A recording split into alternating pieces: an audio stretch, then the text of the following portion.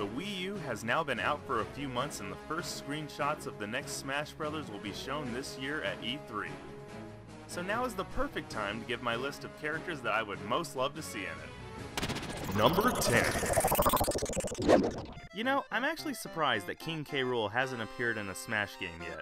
With each new game, more antagonists are being added. Mario's villain, Link's villain, Kirby's villain, so why not Donkey Kong's? Hopefully we'll see this crazy Kremlin throw his weight around in the next game. Number 9.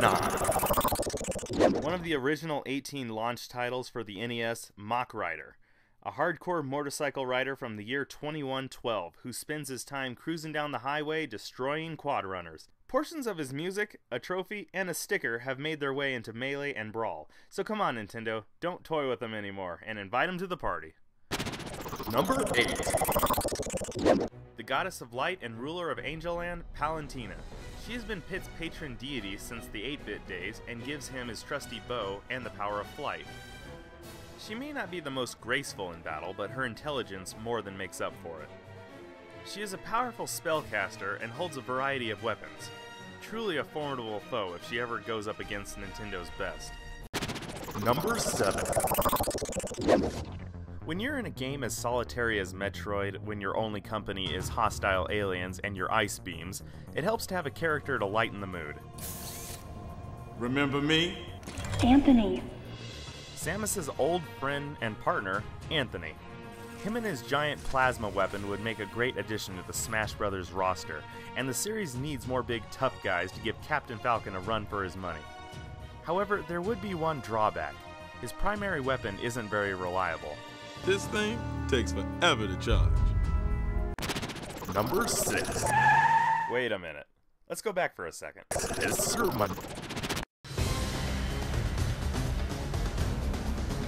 While I'm still on the topic of Metroid, there's someone else that fans have wanted to see in a Smash game as a playable character for years.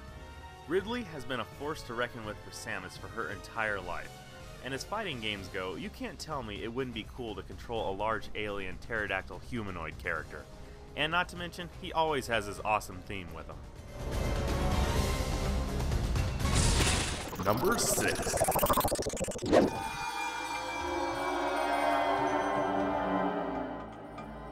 From the very beginning, I always intended to put Crystal on this list. Back when she was first introduced in 2003, she almost immediately became a fan favorite. So much, in fact, that when Super Smash Bros. Brawl was announced, everyone just assumed, with how much popularity she had gained, that she would be a playable character in it. The fighting with her would actually be kinda cool. She can use her staff, or a Gatling gun. And maybe even her final smash would have something to do with the Krazoa spirits. Will she make an appearance as a fighter for this 4th installment? We shall see. Number 5. Welcome back.